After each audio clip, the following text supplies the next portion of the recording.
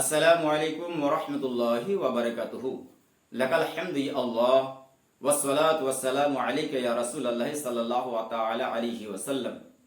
বেরাদারান ইসলাম, আমি আপনাদের সামনে আজকে হাজির হয়েছি কুরবানি প্রসঙ্গে কিছু প্রশ্ন এবং তার উত্তর নিয়ে।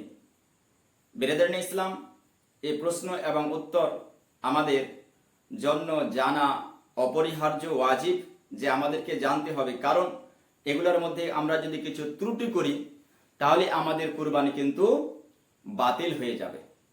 তাই আসুন, প্রথম নম্বর প্রশ্ন করে পাঠিয়েছে যে আমরা বাড়িতে 3 জন লোক, একটা হিস্সা কুরবানি করিয়াছি, সেটা কি আমার ছেলের নামে কুরবানি করতে পারবো? তাহলে বেরাদারান ইসলাম, এর উত্তর হচ্ছে না। কারণ কুরবানি হচ্ছে ওয়াজিব প্রথম নম্বরে যিনি বাড়ির মালিক তার নামে। তারপরে বেরাদারান ইসলাম, যে মালিক অর্থাৎ তার স্ত্রী, তার নামে করা যাবে।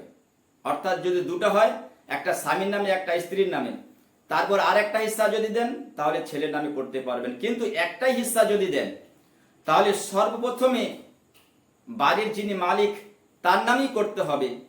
আর তা না করে আপনি যদি নিজের ছেলের নামে করেন তাহলে তার নামে তো কুরবানি হয়ে যাবে, কিন্তু বাড়ির মালিকের প্রতি যে কুরবানিটা ওয়াজিব ছিল, কুরবানি আদা হলো না, সেই বাড়ির মালিক গুনেগার হবে আর তাকে অপরিহার্য কুরবানি করতেই হবে। দ্বিতীয় নম্বর প্রশ্ন করেছে, আমরা 7 জন মিলে একটা কুরবানি করেছি, আমরা যখন মাংস ভাগ করি তো 8টা ভাগ করিয়াছি। 7 জনে 7টা ভাগ আমরা নিয়েছি, আর একটা ভাগ যারা কাজ করেছিল তাদেরকে দিয়েছি। এইভাবে করা কি জায়েজ? একটু বুঝিয়ে বলবেন। তো বেরাদারান ইসলাম, এর উত্তর হচ্ছে যে রাসূল আযম সাল্লাল্লাহু আলাইহি ওয়াসাল্লাম বলেছেন যে গরু, মহিষ, উট, এতে 7 জনের করে নামে কুরবানি করা যাবে। আর যদি ছাগল, দুম্বা, ভেড়া হয় তাহলে একজনের নামে কুরবানি করা যাবে। তো যদি গরু, মহিষ, উট আমরা কুরবানি করি আর যদি আমরা এতে 7টা ভাগ থেকে 8টা করি তাহলে কিন্তু কুরবানি জায়েজ হবে না। কারণ রাসূল বলেছেন 7টা ভাগ করতে, আর 7টা ভাগের মধ্যে সবটা ভাগ যেন সমান সমান হয়, একটুকু যেন এদিক সেদিক না হয়। তাহলে বেরাদারান ইসলাম, যদি 8টা ভাগ করি তাহলে কারো কুরবানি হবে না, কুরবানি বাতিল হয়ে যাবে। এবার 3 নম্বর প্রশ্ন করেছেন যে আমরা 14 জন মিলে এক জোড়া গরু ক্রয় করেছি, অর্থাৎ একটা একটা করে হিস্সা দিবে বলে 14 জন মিলে পছন্দ করে এক জোড়া গরু ক্রয় করেছে, আর 14 জনে সমান সমান টাকা দিয়েছে, আর 2টা গরু একসঙ্গে কুরবানি করে জবাই করে 2টার মাংস একসঙ্গে মিলিয়ে দিয়ে সমান ভাগে 14টা ভাগ করেছে। এটা কি করা জায়েজ না নাজায়েজ? এর উত্তর হচ্ছে যে আল্লাহর রাসূল সাল্লাল্লাহু আলাইহি ওয়াসাল্লাম বলেছেন যে একটা গরুতে 7টা হিস্সা, 7টা ভাগ 7 জনের নামে কুরবানি হবে। এবার বেরাদারান ইসলাম, এর মধ্যে থেকে একটা গরু ছোট, একটা গরু একটু বড়, অর্থাৎ 19 এবং 20 আছে। তো 2টা গরুর মাংস জবাই করে যদি আমরা একসঙ্গে মিক্স করে দেই তাহলে কিন্তু যেটার মাংস একটু 19 ছিল তার মাংসটা যেটা বড় ছিল তার থেকে 19-এর দিকে চলে আসলো। তাহলে অর্থাৎ কম বেশি হয়ে গেল, একটা মাংস একদিকে বেশি হয়ে গেল আর একটাতে একটু কম হয়ে গেল। তো বেরাদারান ইসলাম, এইভাবে যদি আমরা কুরবানি করি তাহলে কিন্তু আমাদের কুরবানি বাতিল হয়ে যাবে, আমাদের কুরবানি বাতিল হয়ে যাবে। কারণ যে একটা গরুতে 7টা হিস্সা করা যাবে, যেন ওই 7টা হিস্সার মধ্যে সমান সমান করতে হবে, যেন একটা হিস্সার মধ্যে এক টুকরা বেশিও না হয়, এক টুকরা কমও না হয়। আর কারো হিস্সাতে 7টা হিস্সা করাতে কারো দিকে যদি একটু বেশি হয়ে যায়, আর যার দিকে বেশি হয়ে যার থেকে কম হয়েছে ও যদি ওকে মাফ করে দেয়, তারপরে কিন্তু জায়েজ হবে না। অর্থাৎ 7টাই করতে হবে। আর দুটা গরু জবাই করার পর আপনারা যে একসাথে মিলিয়ে দিয়েছেন, এটা কিন্তু জায়েজ নয়। এইভাবে করা যাবে না, যাবে না, যাবে না। আর বেরাদারান ইসলাম 4 নম্বর প্রশ্ন করেছে, আমরা একটা গরু কুরবানি করিয়াছি, তাতে বাচ্চা বেরিয়েছে, এটা কুরবানি হবে কি হবে না? হবে কি হবে না? তো বেরাদারান ইসলাম তোহফায়ে ছামদানি মাসালায়ে কুরবানি সম্পর্কে একটা বই লিখেছেন। ওই বইয়ের মধ্যে লেখা আছে, যদি কোনো গাভী কুরবানি করতে গিয়ে তার বাচ্চা বেরিয়ে যায়, তাহলে কিন্তু সেটা কুরবানিতে কোনো অসুবিধা হবে না, কুরবানি হয়ে যাবে। যদি তার বাচ্চা বড় হয়, তাকেও কুরবানির নিয়তে কুরবানি করে দিয়ে সেটাকে জমিনের মধ্যে পুঁতে ফেলতে হবে। বোঝা গেল? এবার আসুন 5 নম্বর প্রশ্ন করেছে যে আমাদের বাড়িতে একটা গরু আছে, তার 2 বছর বয়স পরিপূর্ণ হয়ে গেছে, তার 2 বছর বয়স পরিপূর্ণ হয়ে গেছে, আর তার আমরা কুরবানি দিতে চাচ্ছি, কিন্তু দাঁত বের হয় নাই, দাঁত বের হয় নাই, কুরবানি হবে কি হবে না? তো বেরাদারান ইসলাম এর উত্তর হচ্ছে, মশলার কিতাবের মধ্যে আছে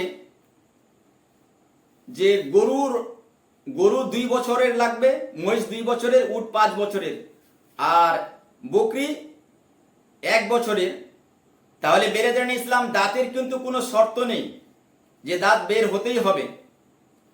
তো বেরাদারান ইসলাম বাড়ির পোষা যদি হয় আর 2 বছর বয়স তার যদি পেরিয়ে যায়, তাহলে সেটা কুরবানি করা জায়েজ, এতে কোনো অসুবিধা হবে না, সেটা কুরবানি করা জায়েজ হবে। আর বেরাদারান ইসলাম 2 বছর থেকে যদি একদিন কম হয়ে যায়, তাহলে কিন্তু কুরবানি জায়েজ হবে না, কারণ রাসূল বলেছেন 2 বছর বয়সের লাগবে, 2 বছর থেকে যেন একদিনেরও কম না হয়, উপরে যত বেশি কোনো অসুবিধা নাই। আর বেরাদারান ইসলাম আসুন আরেকজন প্রশ্ন করেছেন, 6 নম্বর প্রশ্ন হচ্ছে, কুরবানির দিনে কুরবানির নিয়তে মুরগ মুরগি ইত্যাদি জবাহ করা জায়েজ হবে কি হবে না? কি বলছে যে কুরবানির দিনে কুরবানির নিয়তে মুরগ মুরগি ইত্যাদি জবাহ করা জায়েজ হবে কি হবে না? তো বেরাদারান ইসলাম কুরবানির দিনে কুরবানির নিয়তে মুরগ বা মুরগি জবাহ করা নাজায়েজ, জবাহ করা যাবে না। কারণ বেরাদারান ইসলাম রাসূল যেটা বলেছেন যে কুরবানি বকরি, ভেড়া, দুম্বা, গরু, মহিষ, উট এগুলোর মধ্যে করা জায়েজ বলেছেন, কিন্তু মোরগ মুরগির কুরবানি জায়েজ হবে না। তাই কুরবানির নিয়তে মোরগ মুরগি জবাই করলে সেটা নাজায়েজ। আর বেরাদারান ইসলাম 7 নম্বর প্রশ্ন করেছেন, যদি কোনো ব্যক্তি কুরবানির জন্য মান্নত করে কোনো পশুকে নির্দিষ্ট করিয়াছে, কোনো পশুকে নির্দিষ্ট করিয়া রেখেছে যে আমার বাড়িতে এই পশুটাকে কুরবানি করিব, অথচ কুরবানির যখন সময় এসেছে, নির্দিষ্ট সময় পেরিয়ে গেছে, এবার আমি কি করব? সেই পশুটাকে কুরবানি করব কি করব না? তো বেরাদারান ইসলাম তোহফায়ে ছামদানি মাসালায়ে কুরবানির মধ্যে লেখা আছে, ফতোয়ায়ে রদ্দুল মুখতারের মধ্যে এর উত্তর দেওয়া আছে যে যদি কুরবানির সময় 3 দিন, এই 3 দিন যদি পেরিয়ে যায়, 10 তারিখ, 11 তারিখ এবং 12 তারিখ, তাহলে সে ধনী হোক আর গরিব হোক, বেরাদারান ইসলাম যে পশুটাকে নির্দিষ্ট করে রেখেছিল যে কুরবানিতে কুরবানি করব, ধনী হোক আর গরিবই হোক, ওই পশুটাকে সাদকা করে দিতে হবে। যদি জব করে দেয়, কুরবানি করে দেয়, তাহলে বেরেদের ইসলাম তার মাংস পরিপূর্ণ সাদকা করে দিতে হবে।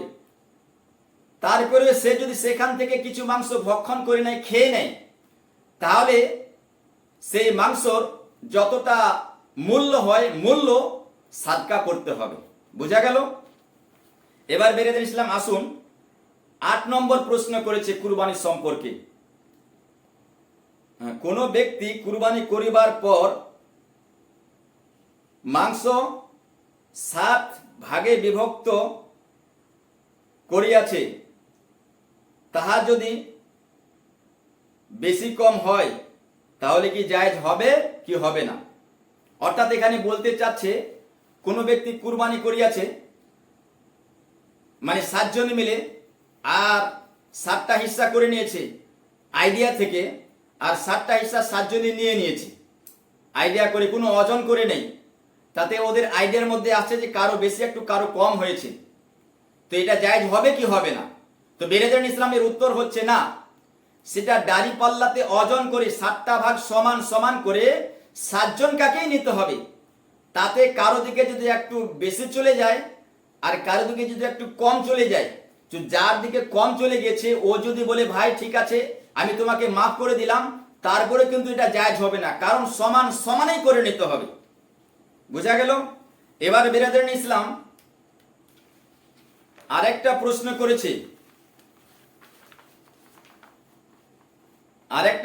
করেছে যে কোনো ব্যক্তির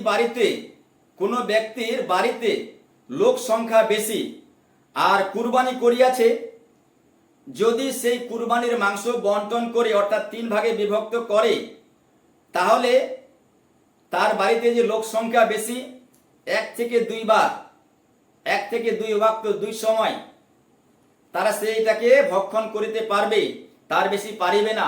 তাহলে কি তাকে 3 ভাগে বিভক্ত করে 1 ভাগ নিজের জন্য আর 1 ভাগ নিজের মেহমানের জন্য, আত্মীয় স্বজনের জন্য, আর 1 ভাগ ফকির মিসকিনের জন্য কি তাকে ভাগ করতেই হবে? তো বেরেদের ইসলাম এর উত্তর হচ্ছে না। যদি তার বাড়িতে লোক সংখ্যা বেশি হয় আর মাংস যদি কম হয়, তাহলে তাকে কোনো ভাগ করতে হবে না, পরিপূর্ণটাকেই ভক্ষণ করতে পারে, এতে কোনো অসুবিধা নাই। আর